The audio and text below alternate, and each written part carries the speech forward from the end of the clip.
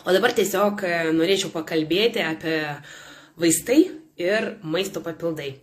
Žinokit, aš pati esu jau 5 metus sveikos gyvensenos wellness srityje ir man pačiai kilo toks klausimas.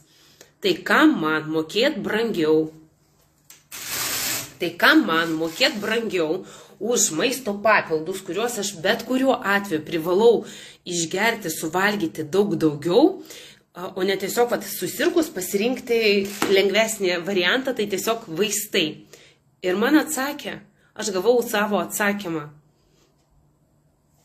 Atsakymas yra toks, jeigu tu jau susirgai, tai reiškia, kad tavo organizmas yra nusilpęs, tai reiškia, kad tavo organizme kažko trūksta, dėl ko tavo imunitetas susilpnėjo ir todėl virusai galėjo aktyviau pasireikšti. Tai čia yra viena. Tai jeigu tavo organizmui kažko trūksta, tai žinoma, kad reikia savo organizmą maitinti tais maisto papildais arba sveika subalansuota mityba.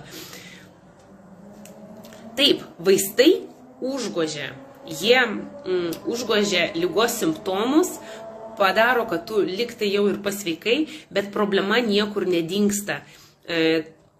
Ir jeigu tu ir toliau vaikščiosi darysi tą patį, tai ir vėl tavo imunitetas vis vien bus silpnas ir bet kuriuo kitų metu vėl kiti mikrobai, bakterijos, virusai paklius į tavo organizmą.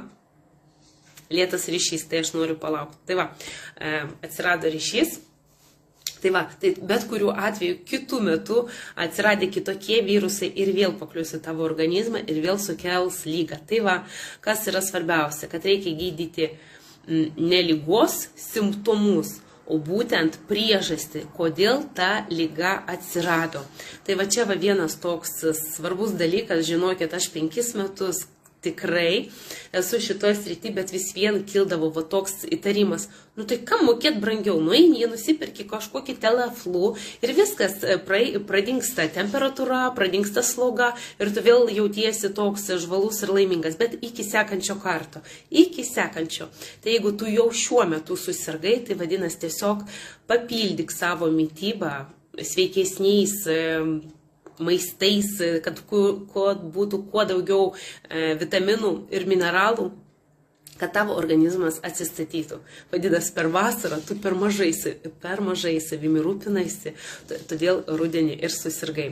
Tai va čia tokia įdomi mintis, tikiuosi, kad bus daugiau žmonių, kurie turėjo tokį klausimą ir kurie dabar šiuo metu išgirdė mano samprotavimus, pagalvos, ar aš sakau teisingai. Jeigu teisingai, tai tada prisijunkit, galit komentuoti arba pasidalinti savo mintimis. Tai va, ačiū Jums labai.